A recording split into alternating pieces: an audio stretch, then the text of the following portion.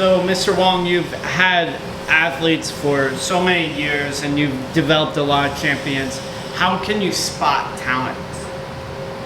Well, it's from experience, Once you see the fighter training, and you can tell, is this fighter can go far away, or this fighter not ready, And sometimes you can spot their talent, but it needs them actually fight. Obviously, you've had a lot of champions come up with you. But there's always times to let an athlete go. When do you think it's time to fire an athlete or sort of say goodbye? Well, enough is enough. When I say enough is enough, I always keep my fighter, at least 5, time, at least, 5 times, 10 times to forgive them, like they're lazy or training, okay? They don't come on time, they don't listen, So if a fighter have no obedience, then it's very difficult that they will be a good fighter, Of course, you cannot, sometimes they are young, you cannot just punish them by only 1 or 2 times, I give them at least 5 times to 10 times, And then enough is enough, and that's it. Do you think there's anything special that you can see when, like, an athlete is maybe going down the wrong path or they're about to maybe be let go? Yeah, it's from my experience, It's mostly they go to the wrong path is because they make more money. When they make more money, then wow, they have more fans, So people will come around him. Then he start buying fans, dinner, drink, and this and that, and then he forget, And then that is when he forget to train, then that's they going downhill. And secondly, I can notice is a lot is that when they fall in love, love is more important than anything. Okay, so they forget everything, even their parents. Okay, this is very dangerous. Also, when they fall in love, blindly, I said blindly fall in love. Okay, I tell all my people, of course, you are 20, 18, 19, you can fall in love, but not blindly. Okay. Love, you have time for love. You have time for your occupation. You have time to study. You have time to eat and drink and rest. But not give 100% to love, and you will fail. Obviously, training out here in Thailand, running is so important. Why do you think it's so important? Why is running important? I always fight with my MMA coach. I have like so far 5, 6, 7 coaches. Most of them they tell me, for MMA fighter. Running is not necessary. I was very down, Even a singer doesn't have to use a lot of power to fight or sing. Just go up and sing. Most of them, they jog, they run. Because running give them their chest, give them breath, so they can sing better, sing well. Even a tennis player, a table tennis player, okay? Swimmer, everyone did jogging. I think jogging is very important.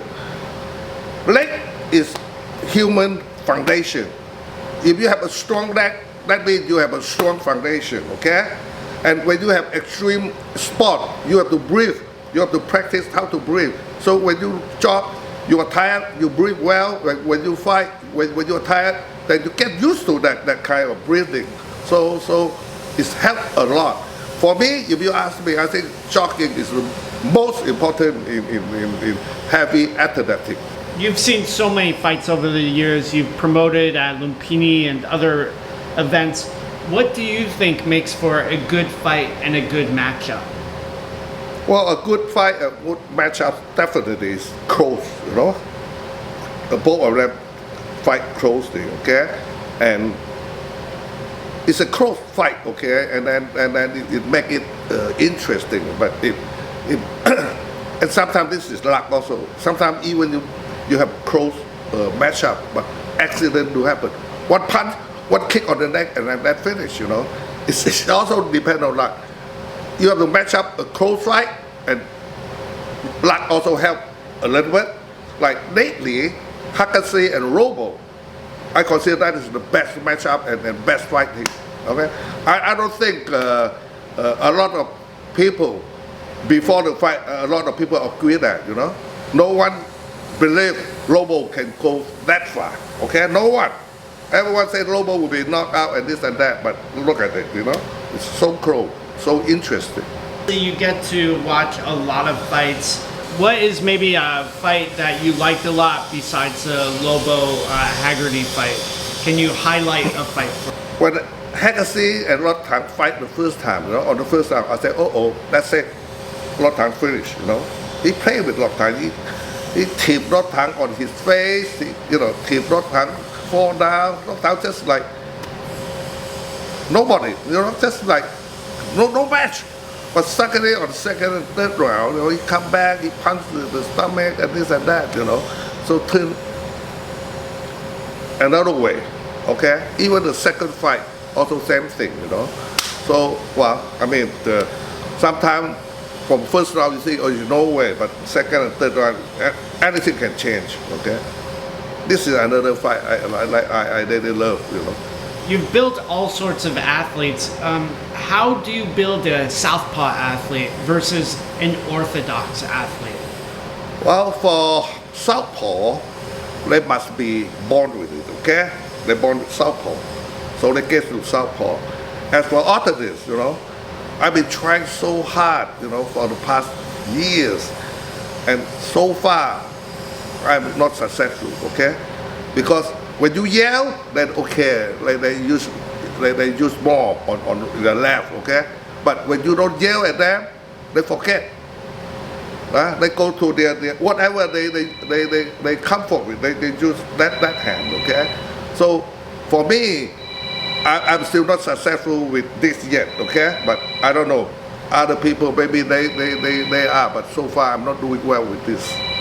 So Fairtex is very big. It's basically an empire. How did you do it? Oh, very simple. I started with the first brick, and then second brick, and third brick. With 60 years, I have millions of bricks. That's why I'm big enough for 60 years.